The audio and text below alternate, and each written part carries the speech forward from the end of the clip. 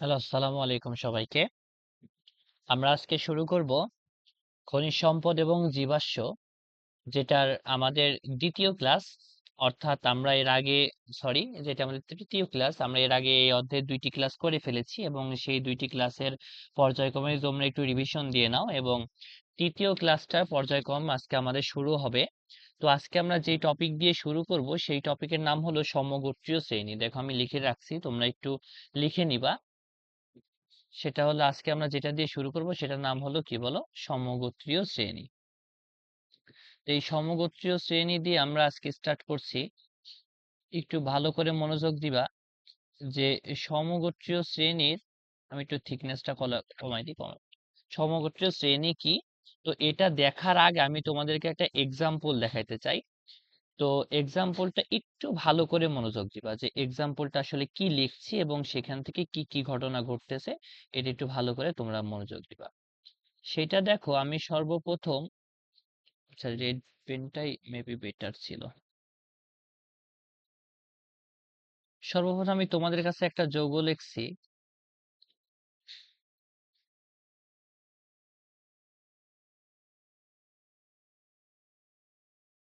এই একটা। আচ্ছা থিকনেসটা আর একটু বৃদ্ধি করে দিই কলমের।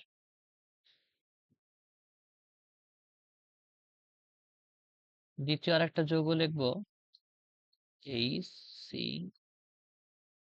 আচ্ছা আমি এগুলা কিভাবে লিখছি তো এটা একটু ভালো করে বুঝো ভাই। যে আমরা কার্বন এবং কার্বনের মাঝখানে একক বন্ধন দিচ্ছি এবং কার্বন এবং হাইড্রোজেনের সাথেও কিন্তু এই যে একক বন্ধন আছে, দেখো একক বন্ধন দিচ্ছি। হ্যাঁ, তো আমি কিছুই করতেছি না, সেটা হলো কার্বনের পাশে কার্বনকে লিখে বাদ বাকি হাতগুলা হাইড্রোজেন দ্বারা ফিল আপ করে দিচ্ছে। এই যে দেখো, একটু ভালো করে মনোযোগ দাও। একটা কার্বন লিখলাম, বন্ধন আর একটা লিখলাম, দুইটা লিখলাম, তিনটা। ওকে, তো এই তিনটাতে আমার কাজ হলো প্রত্যেকটা কার্বনের 4টি হাত দ্বারা পূরণ করা। ঠিক আছে, প্রত্যেকটি কার্বনের 4টা হাত দ্বারা আমি পূরণ করলাম। দেখো এই দেখো, এই কার্বনের 4টা হাত, এই যে এইখান থেকে এই কার্বনের কিন্তু দেখো 4টা হাত, আবার এই কার্বনের কিন্তু দেখো 4টা হাত। তো এই সব কটা হাতে কিন্তু আমি একটা করে হাইড্রোজেন বসাই দিচ্ছি। সব কটা হাতে কিন্তু একটা করে হাইড্রোজেন আমরা দিয়ে দিচ্ছি, দেখো এখান থেকে। তো এই যে সব কয়টা হাতে একটা করে হাইড্রোজেন দিলাম, দেওয়ার পরে ঘটনাটা কি দাঁড়ালো ভাই বলতো? তোমরা এখান থেকে কি বুঝতে পারছো? এখান থেকে আমরা একটা বিষয় কিন্তু ক্লিয়ার বুঝতে পারছি, দেখো যে ঘটনাটা কি ঘটছে। সব কয়টা সংকেতে কার্বন এবং হাইড্রোজেনের মাঝখানে কিন্তু একক বন্ধন রয়েছে, ঠিক কিনা বলো? কার্বন এবং হাইড্রোজেনে কিন্তু কি রয়েছে বলো, একক বন্ধন রয়েছে। তার পরবর্তী তার একটা কি আছে দেখো, আরো রয়েছে যে আমাদের এই যে যৌগটা, সব কয়টা যৌগ দেখো, এখানে CH4 আছে, এখানে C2H6 আছে, একটু গুণে দেখো। তারপরে এখানে C3H8 আছে, তাই না? তো এই সবগুলা একটু ভালো করে মনোযোগ দিয়ে দেখো যে সবগুলাকে কিন্তু আমরা একটা নির্দিষ্ট পরিমাণ সাধারণ সংকেত দিয়ে লিখতে পারি। দেখো আমি যদি দিই CnH2n+2, ওকে, তো এইটা কিন্তু একটা সাধারণ সংকেত হচ্ছে, ঠিক কিনা? তো এই সাধারণ সংকেতের জায়গাতে n ইজ ইকাল টু আমরা যদি নির্দিষ্ট পরিমাণে মান বসাই 1 2 3, তখন কি কি হচ্ছে দেখো তো। যখন আমরা n ইজ ইকাল টু 1 বসাচ্ছি, তখন আমাদের ঘটনাটা কি ঘটছে, n ইজ ইকাল টু 1 বসাচ্ছি, তখন কিন্তু ওই যৌগটি হয়ে যাচ্ছে দেখো এই যে CH4, ঠিক না? যেটাকে আমরা মিথেন বলতে পারছি। আবার n ইজ ইকাল টু যখন 2 বসাচ্ছি, তখন সেটার সংকেত হচ্ছে কিন্তু C2H6, যেটাকে আমরা কি বলছি বলো ভাই, ইথেন। ওকে, একটু মুখস্থ করে ফেলো এগুলা। সেটাকে আমরা কি বলছি, ইথেন। পরবর্তীতে আমরা এই যে নামকরণ কি করে হচ্ছে, নামকরণের মধ্যে গিয়ে যে ইথেনি কেন বলছি, মিথেনি কেন বলছি, সেটা বুঝবো। তোমরা আপাতত একটু মুখস্থ করো। তারপরে যখন n ইজ ইকাল টু 3 বসাচ্ছি, তখন কি হচ্ছে বলো, C3 এবং H8 হচ্ছে, ঠিক কিনা? তাহলে এটার নাম কি হয় ভাই, প্রোপেন। এটার নাম প্রোপেন।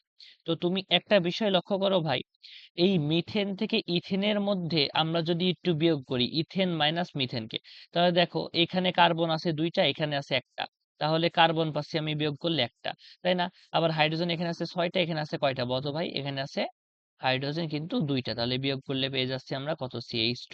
তাহলে 6 মাইনাস 4 ইজ ইকাল টু 2। তাহলে এই যে এইখানে দেখো যেই মূলকটা পাইলাম, এই মূলকটার নাম হলো মিথিলিন মূলক। এই মূলকের নাম কি, মিথিলিন। একটু খাতাতে লিখে নিবে তোমরা সাথে সাথে, হ্যাঁ। এই মূলকের নাম হলো মিথিলিন মূলক। তো দেখো এই যে আমরা মিথিলিন মূলক পাইলাম এই জায়গাতে, তাহলে আমরা দেখতে পাচ্ছি যে পরপর দেখো এই যে মিথেন বলো, পরে যেগুলো আছে তোমরা একটু, আমি তোমাদেরকে একটু হাইলাইটার করে দিই, তাহলে তোমরা বিষয়টা তোমাদের কাছে ক্লিয়ার হবে। এই যে দেখো এইটা, আবার এইটা, আবার এইটা, এই কয়টার ক্ষেত্রে কিন্তু দেখো আমাদের যেগুলো আছে, এটা যেমন মিথেন, তারপরে এটা ইথেন, এটা প্রোপেন, এই সব কয়টার ক্ষেত্রে কিন্তু আমাদের কিসের মূলকের পার্থক্য আছে দেখো তো ভাই, CH2 এর।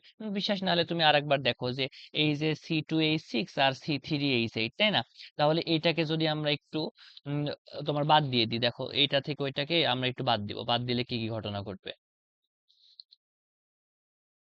আমরা একটু মুছে দিয়ে ওইটাকে বাদ দিয়ে দিই, দেখো তাহলে কি কি ঘটনা ঘটবে।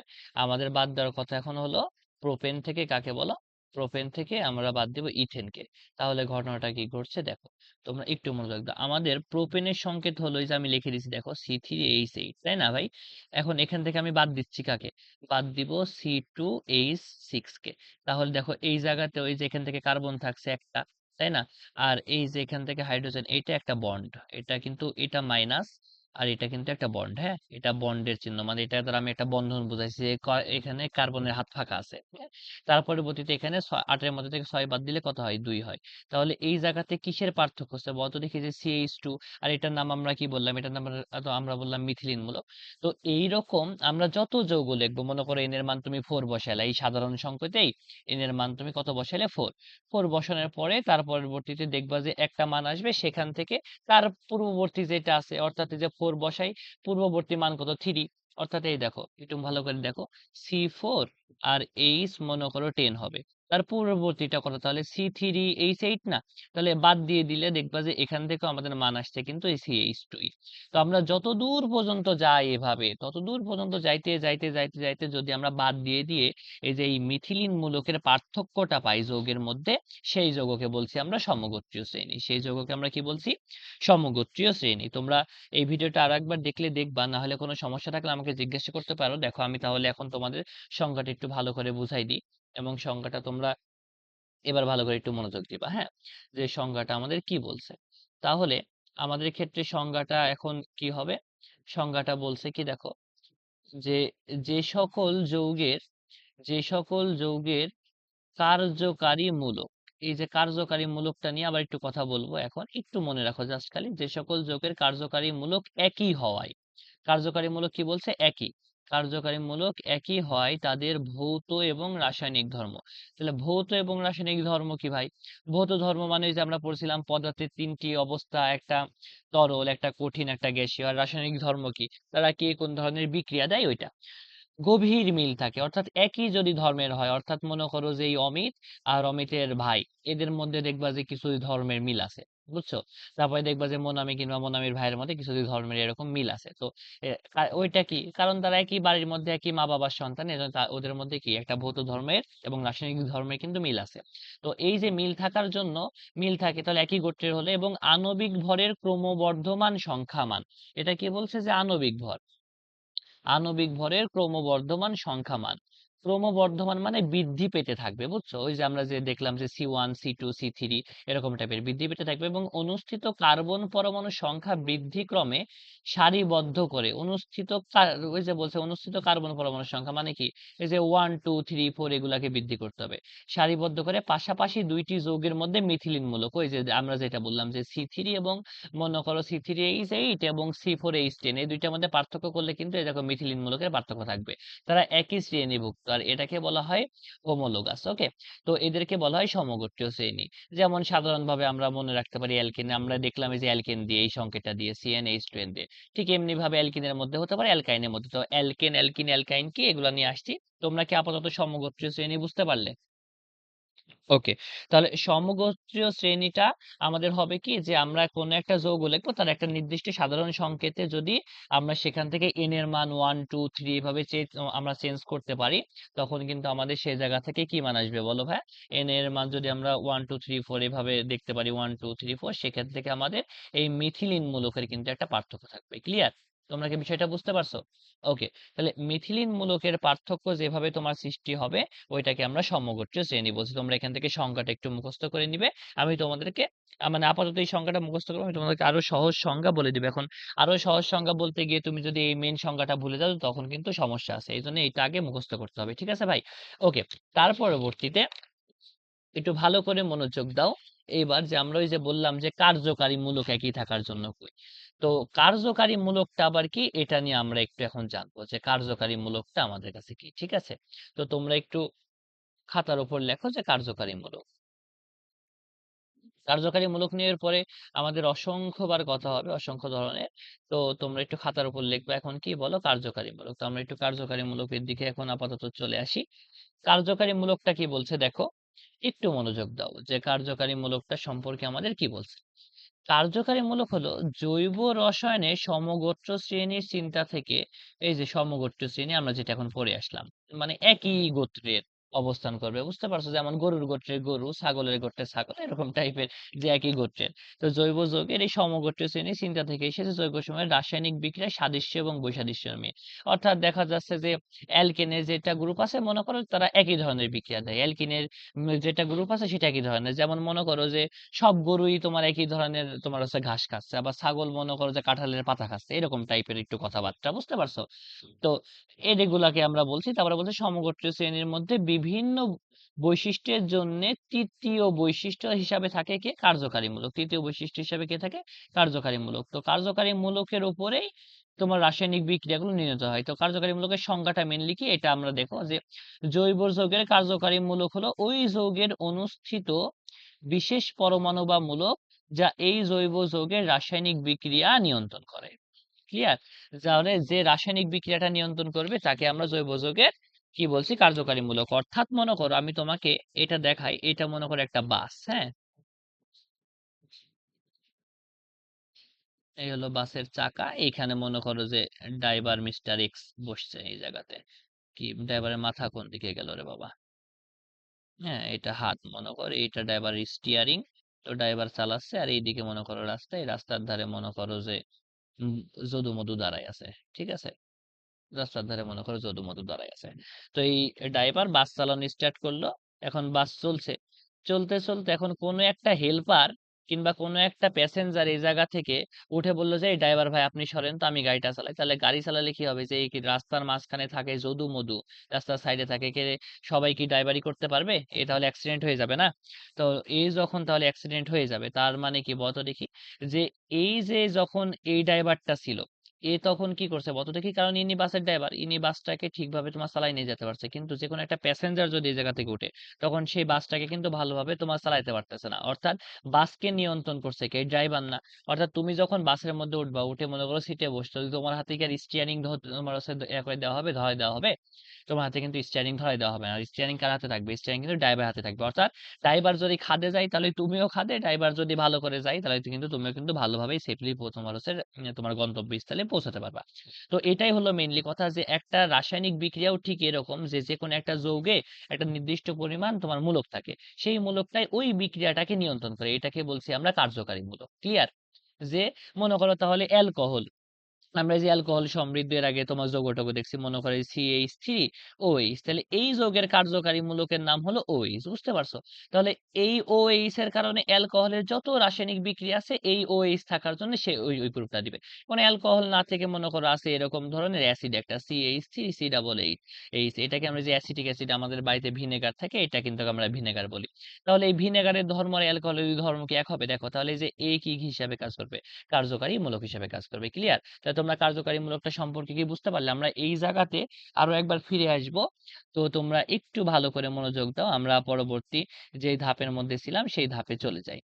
যে দেখো এখন একটা প্রশ্ন বলছে, ভালো করে মনোযোগ দাও। প্রশ্নটা কি বলছে? প্রশ্নটা বলছে যে ইথেন এবং প্রোপেন একই সমগোত্রীয় শ্রেণীভুক্ত ব্যাখ্যা করো। তো বলছি আমরা সংজ্ঞা তো পড়ছি আগে, যে সকল যৌগের কার্যকারী মূলক একই হয় তাদের ভৌত এবং রাসায়নিক ধর্মের মিল থাকে তারা একই শ্রেণীভুক্ত। অর্থাৎ কার্যকারী মূলক যদি এক হয়, ওই যে বললাম যে গরুর বৈশিষ্ট্য, গরু ছাগলের বৈশিষ্ট্য, তাহলে কার্যকারীমূলক একই হওয়ার কারণে তাদের ভৌত এবং রাসায়নিক ধর্মের গভীর মিল থাকে, তাদেরকে কি বলি আমরা? সমগোত্রীয় শ্রেণী বলি। তো একই সমগোত্রীয় শ্রেণীর সকল সদস্যকে একটি সাধারণ সংকেত দিয়ে আমরা পড়লাম কিন্তু একটু আগে যে অ্যালকেনের সাধারণ সংকেত CnH2n+2, এই সাধারণ সংকেত দিয়ে প্রকাশ করা যায়, যেখানে n এর মান বসালে দেখবা যে পাশাপাশি কি পাওয়া যাচ্ছে বলতো দেখি? মিথিলিন মূলকের পার্থক্য পাওয়া যাচ্ছে। তো এখানে মিথিলিন মূলকটা লেখা নাই, তো তোমরা জাস্ট মনে রাখো যে মিথিলিন মূলকের পার্থক্য পাওয়া যাচ্ছে। যেমন অ্যালকেনের ক্ষেত্রে n=2 বসাচ্ছি ইথেন, আবার n এর মান তোমার 3 বসালে কি হচ্ছে? প্রোপেন হচ্ছে। তাহলে যে এখান থেকে এটা বাদ দিয়ে দিলে কিন্তু তোমরা এটা আর এটা দেখো যে বাদ দিয়ে দিলে কিন্তু মিথিলিন মূলকের পার্থক্য থাকছে।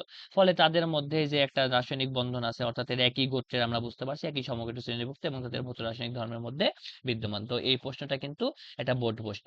তো তোমরা এইটাকে একটু ভালোভাবে খাতার মধ্যে উঠাই নিবা, ভিডিওটা পজ করে খাতার মধ্যে উঠাই নিবা। তাছাড়া যদি কারো পিডিএফ লাগে, আমি তোমাদের গ্রুপের মধ্যে এই পিডিএফটা দিয়ে দিব, তোমরা পিডিএফ সেখান থেকে দেখে নিতে পারবা। ঠিক আছে? তো আমরা আসি এখন কারা, কারা এরকম যৌগ আছে এগুলাকে নিয়ে আমাদের একটু বুঝতে হবে। এখন আমরা এই বিষয়টা নিয়ে একটু আলোচনা করব। হ্যাঁ? তো বলছে যে সকল যৌগের কার্যকারীমূলক এক হওয়ার শর্তে যে আবার কার্যকারী তোমার সমগোত্রীয় শ্রেণী কাকে বলে? মানে কারা, কারা সমগোত্রীয় শ্রেণী? দেখো, অ্যালকেন এটাই একটা সমগোত্রীয় শ্রেণীর নাম। অর্থাৎ মনে করো গরুর মধ্যে বিভিন্ন ভাগ আছে না? তোমার হচ্ছে দেশি গরু, বিদেশি গরু এরকম টাইপের। যে অ্যালকেন এটাই একটা কি বলতো দেখি? সমগোত্রীয় শ্রেণী। তো অ্যালকেন সমগোত্রীয় শ্রেণীর এই সাধারণ সংকেতটি কি? CnH2n+2। তো অ্যালকেনের মধ্যে কি থাকে? অ্যালকেনের মধ্যে মনে রাখবে যে কার্বন কার্বন একক বন্ধন থাকে। কি থাকে বলো? কার্বন কার্বন একক বন্ধন থাকে। ক্লিয়ার? তো এর কার্যকারীমূলক কেমন হয়? এই যে এরকম। এর সাথে আরো কিন্তু কার্বন থাকতে পারে ভাই। এর সাথে আরো কার্বন থাকতে পারে। তো এই কার্বন গুলাকেও কিন্তু এইভাবে লেখা যাবে। বুঝতে পারছো? এর সাথে আরো কার্বন থাকতে পারে। এই সামনে আমি আরো ২ টা দিলাম। এরকম অসংখ্য কার্বন কিন্তু এর মধ্যে থাকতে পারে। আমরা সেগুলাকে এরকম হাত অনুসারে দিয়ে দিব। ক্লিয়ার?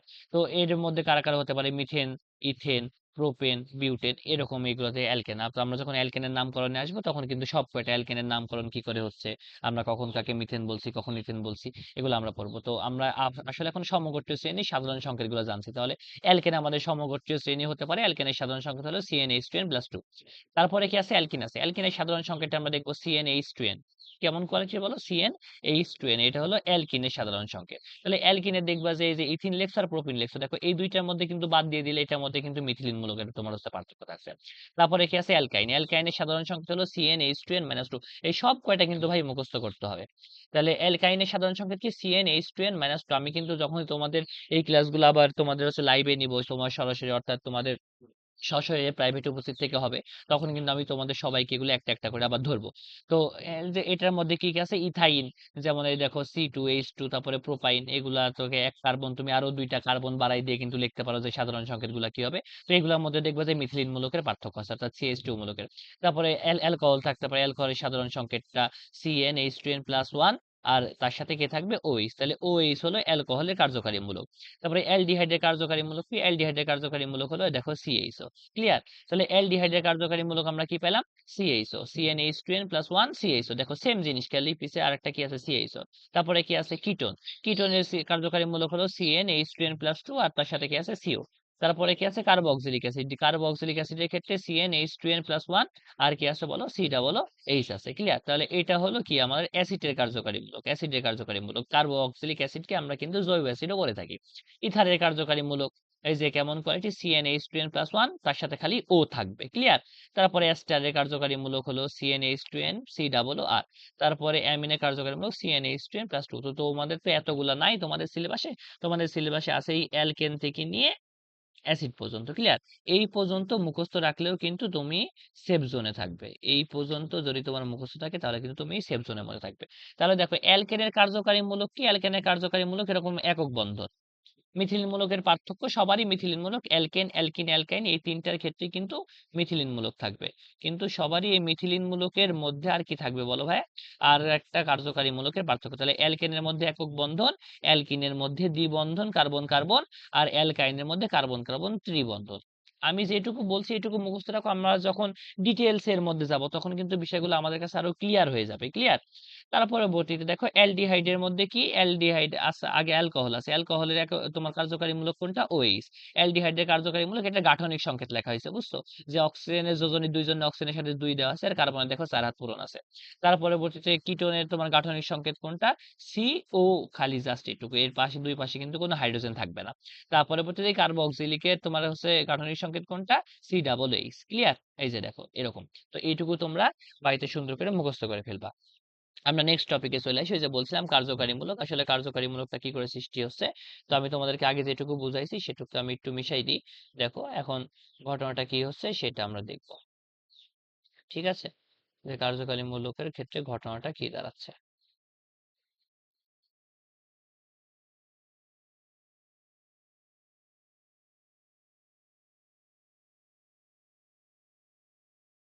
দেখো কার্যকারীমূলকটা আসলে কি করতে পারে, কার্যকারীমূলকের সংজ্ঞা আমরা এর আগে দেখছি। কার্যকারীমূলকটা আসলে কি ঘটনা ঘটাতে পারে, কার্যকারীমূলকের ঘটনা কি হয় যে সংশ্লিষ্ট কার্যকারীমূলকে ইলেকট্রন ঘনত্ব কিরূপ, হ্যাঁ, যে সংশ্লিষ্ট কার্যকারীমূলকের ইলেকট্রন ঘনত্ব কিরূপ সেটার উপর তাদের সক্রিয়তা বা রিঅ্যাক্টিভিটি নির্ভর করে। সক্রিয়তা বলতে কি বোঝা যাচ্ছে, মনে করো তোমাদের স্কুলের একটা খেলায়, অর্থাৎ শ্রীসুন্দরী আর মনে করো কচুয়া হাই স্কুলের একটা খেলা হয়েছে। এখন শ্রীসুন্দরী আর কচুয়া হাই স্কুলের খেলার মধ্যে একটা মারামারি লাগছে। তো আমরা অধিকাংশ সময় দেখছি যে শ্রীসুন্দরী ছেলেপেলেই বেশি মারামারি করতে পারে। তো এদের সক্রিয়তা বেশি, মানে যারা খুব দ্রুত বিক্রিয়ায় অংশগ্রহণ করতে পারে, বুঝতে পারছো।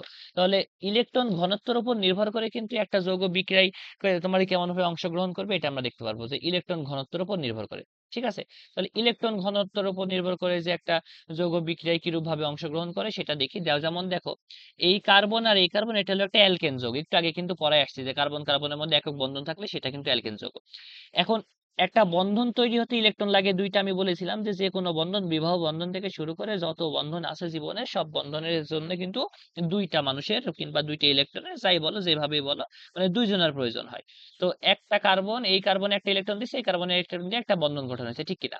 তাহলে এই কার্বন কার্বনে যখন দ্বিবন্ধন থাকবে তখন ঘটনাটা এরকম কোয়ালিটির না। দেখো ভাই, যে এই যে তাহলে এইখানে দুইটা বন্ধন, এখানে এখানে দুইটা ইলেকট্রন, এখানে দুইটা ইলেকট্রন, চারটা ইলেকট্রন হয়ে গেল। তাহলে কার্বন কার্বনের মধ্যে যখন ত্রিবন্ধন থাকবে তখন মোট কয়টা ইলেকট্রন থাকবে, ছয়টা কিনা। এই কার্বনের এই বন্ধনের দুইটা, এই বন্ধনের দুইটা, এই বন্ধনের দুইটা, তাহলে মোট ছয়টা ইলেকট্রন থাকছে। তাহলে এইখানে ইলেকট্রন ঘনত্ব বেশি কিনা।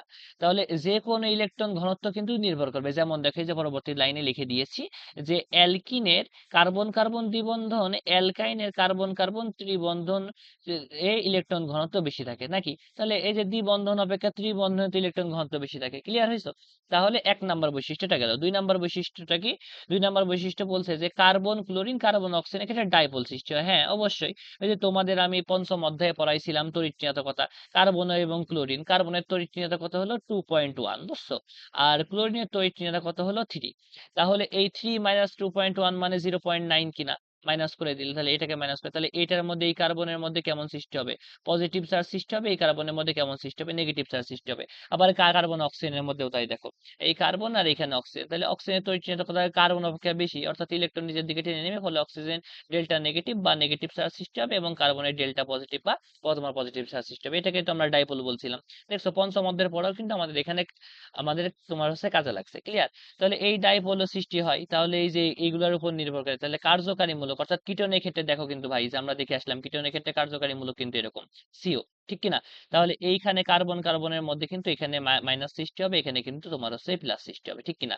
তো এরকম যে কার্যকারী মূলকের মধ্যে এই যে তোমার হচ্ছে ক্লোরিন কিংবা অক্সিজেন এরা থাকলে কি হয় যে ওই অণুতে তোমার ডাইপোল সৃষ্টি হয়, ফলে এ যার সাথে বিক্রিয়া করবে তার মধ্যে কিন্তু তোমার ডাইপোল সৃষ্টি হবে। বলছে শেষে উভয় বিক্রিয়ক অণুর মধ্যে আকর্ষণ এবং নতুন বন্ধন গঠন হয়, অর্থাৎ এই বিক্রিয়ক এবং অপর বিক্রিয়কের সাথে এরা বিক্রিয়া করে, একজন অপরজনের সাথে বিক্রিয়া করে নতুন উৎপাদ কিন্তু সৃষ্টি করে। তাহলে কার্যকারীমূলক সম্পর্কে কি বুঝতে পারলা। ওকে, তার পরবর্তীতে চলে আসো কার্যকারীমূলক কিরকম কারা কারা হতে পারে। এখন দেখো অ্যালকিনের ক্ষেত্রে কার্যকারীমূলক কারা।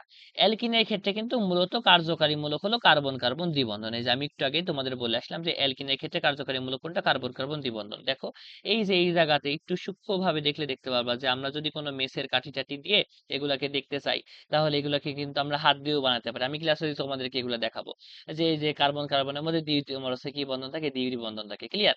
তারপরে অ্যালকেনের মধ্যে এই নামটা তোমাদের আপাতত পড়তে হবে না, আমি তোমাদের যখন নামকরণ শিখাবো তখন এই নামকরণটা পড়বা। এমনি মনে রাখো, জাস্ট খালি তাইলেই হবে। তার মানে এটা মনে রাখো যে নামকরণের সময় শিখাবো, মানে পড়তেও হবে না তোমার, এখন কোনো প্রয়োজন নাই। তারপরে অ্যালকাইনের মধ্যে কিন্তু থাকে, দেখো এই যে কার্যকারী মূলকের নাম কি, কার্বন কার্বন ত্রিবন্ধন। অ্যালকোহলের মধ্যে কোনটা, হাইড্রক্সিল মূলক। এই যে OH কে তো আমরা হাইড্রক্সিল মূলক বলি, তোমরা জানো। অ্যালকাইল হ্যালাইড, অ্যালকাইল হ্যালাইড, এই অ্যালকাইল কি একটু পরে আসছি, হ্যালাইডে যে হ্যালোজেন থাকে। তাহলে এইখানে তোমার হচ্ছে কার্যকারী মূলক কোনটা, যে হ্যালাইড মূলক, মানে যে হ্যালোজেন, হ্যালোজেন ইজিক্যাল টু কারা হতে পারে, chlorine, fluorine, sorry chlorine, bromine, iodine. Fluorine হয় না, ফ্লোরিন অধিক তৈরি হওয়ার জন্য ফ্লোরিন হয় না। হ্যাঁ, মনে রাখো। তারপরে অ্যামিনের মধ্যে কারা হতে পারে? এই যে নাইট্রোজেন, NH2 অ্যামিনো মূলক। এই যে এখানে একটা হাইড্রোজেন দিলে, এখানে একটা হাইড্রোজেন দিলে NH2 গঠন হয়। এটাকে বলি আমরা কি মূলক বলো? অ্যামিনো মূলক। এই যে তোমরা এখান থেকে দেখতে পাবে সেটা খুব ভালো করে অ্যামিনো মূলক। অ্যালডিহাইডের মধ্যে এই যে CH4, এটা কিন্তু মেইনলি কি আমাদের হচ্ছে কার্যকারী মূলক হিসেবে কাজ করে। তাহলে কার্যকারী মূলকগুলো কি তোমরা মুখস্থ করতে পারবা এই জায়গা থেকে? ক্লিয়ার? তারপর দেখো কিটোনের ক্ষেত্রে কারা কাজ করে? এই কিটোনের ক্ষেত্রে কিন্তু কাজ করে দেখো এই যে CO। এটাকে কিন্তু কার্বনিল মূলক বলা হয়। তো আমি তোমাদেরকে ধরবো যে কার্বনিল মূলকটা বলো, তখন তোমাদের কিন্তু বলতে হবে যে CO মূলককে বলা হয় তোমার হচ্ছে কার্বনিল মূলক। ক্লিয়ার? সেই সাথে একটু গাঠনিক সংখ্যাটাও দেখে রাখতে পারো, কাজে দিবে। তো অ্যাসিডের মূলক কোনটা? C+H মূলক। এই যে তোমার হচ্ছে আমরা যেটাকে কার্বক্সিলিক অ্যাসিড মূলক বলি কিংবা অ্যাসিড, সেটার মূলক কোনটা? কার্বক্সিলিক মূলক। C+H কে বলা হয় কি মূলক? এখান থেকে বলি আমরা কার্বক্সিলিক। আর এগুলোতে যেহেতু তোমাদের এখন আপাতত নাই, তো এগুলাকে লাগছে না। তো আমরা এগুলো পরবর্তীতে যদি সময় থাকে আমরা তাহলে সেগুলো নিয়ে আলোচনা করবো। এগুলো তোমাদের ইন্টারমিডিয়েটের টপিক। আমি জাস্ট খালি তোমাদের দিয়ে রাখছি এই জায়গাতে একটু দেখার জন্য, তোমরা ইচ্ছা করলে দেখতে পারবা, আর না ইচ্ছা হলে দেখার দরকার নাই। ক্লিয়ার? তাহলে এতটুকুই পড়া আজকে আমাদের থাকবে। এবং তোমাদের এতটুকু পড়া বাড়িতে কভার করার জন্য আমি তোমাদেরকে অনুরোধ করব যে তোমরা এইটুকু পড়া বাড়িতে ভালো করে কভার করো। এবং তার সাথে আরো কিছু কাজ, সেটা হলো যতটুকু পড়ছো ততটুকুর মধ্যে কতটুকু বুঝলে কিংবা কতটুকু বুঝলে না, আমাকে এই যে গ্রুপ SMS করে আমাকে জানাই দিবা, কিংবা কোন জায়গাতে বুঝলে না সেখানে একটা স্ক্রিনশট দিয়ে আমাকে ওই জায়গাটা বলবে, আমি তোমাদেরকে সেই জায়গাতে রেকর্ডিং এর মাধ্যমে বুঝাই দিব। ক্লিয়ার? অর্থাৎ আমাদের প্রাইভেটের যে পড়াগুলো হচ্ছে, আমরা তো বৃষ্টির কারণে ক্লাস করতে পারতেছি না। তাহলে ক্লাস যখন হচ্ছে না, কিন্তু আমাদের তো সময় চলে যাচ্ছে। দেখো আজকে যেমন 30 তারিখ চলে গেল, সামনে আবার নতুন মাস পড়ছে। এবার দেখতে দেখতে কিন্তু তোমাদের হচ্ছে টেস্ট পরীক্ষা চলে আসবে। তো তোমরা যদি এখন যদি পড়াশোনা করলো এগুলো এভাবে কমপ্লিট করতে না পারো, তাহলে কিন্তু হবে না। এই জন্য তোমাদের কিন্তু বারবার করে তুমি একবার দুইবার ভিডিওটা দেখলে আমার বিশ্বাস যে তুমি সম্পূর্ণভাবে বুঝে যাবা। তারপর নতুন জিনিস বুঝতে একটু সমস্যা হবে, যেখানে বুঝতে সমস্যা হবে আমি কিন্তু সেই জায়গাতে তোমাদের সেই সমস্যাটুকু সমাধান করে দিব। হ্যাঁ, তোমাদেরকে অনেক ধন্যবাদ এখনকার ক্লাসটা করার জন্য। এবং আমি আমি চাবো যে আমি চাবো যে যার যেখানে সমস্যা হবে সে সেখানে আমাকে অতি দ্রুত জানাও। তাহলে কিন্তু আমার কাছে ওই বিষয়টা খুব ভালো লাগবে যে আমি এত কষ্ট করে ভিডিও ক্লাস তোমাদেরকে নিয়ে দিলাম, তো তোমরা একটু ভালো করে ক্লাসটা করলে, একটু বোঝার চেষ্টা করছো, এটা দেখলেও কিন্তু ভালো লাগে। ঠিক আছে? আর এই যে তোমাদের গ্রুপে SMS দিলে তোমরা বোবার মতো কেউ কেউ কিছু বলো না। তো আমার তো মনে হয় যে মাঝে মাঝে আমি মৃত একটা গ্রুপের মধ্যে আছি। যে মৃত গ্রুপের মধ্যে কারা কারা আছে কোনো খোঁজ খবর নাই। এরা মরা খালি কবরের মধ্যে থেকে দেখতে পাচ্ছে আমাকে, কিন্তু কোনো কথা বলতে পারছে না। ওকে, এই গ্রুপটাতে আমাদের হচ্ছে দেওয়া হয়েছে ডিসকাশন করার জন্য। তোমরা একে অপরের সাথে তোমরা হচ্ছে যে এটা এইটা সমস্যা নিয়ে কিংবা এটা সমস্যা নিয়ে একটা হচ্ছে ডিসকাশন করতে পারো, কিংবা আমাকেও জিজ্ঞাসা করতে পারো। আমি কিন্তু সাথে সাথে তোমাদেরকে উত্তর দিয়ে দিব। ঠিক আছে? তো আমাদের আগামীকালকে যদি আবহাওয়া ভালো থাকে, তাহলে আগামীকালকে কিন্তু আমরা 4টার দিকেই পড়বো। আর এখন বাকিটা আল্লাহর হাতে। আল্লাহ কতখানি ঠিক করবে না করবে আমরা সঠিক জানি না। আজকের ক্লাসটা এইখানে আমি শেষ করলাম। সবাইকে আল্লাহ হাফেজ এবং ঈদ মোবারক।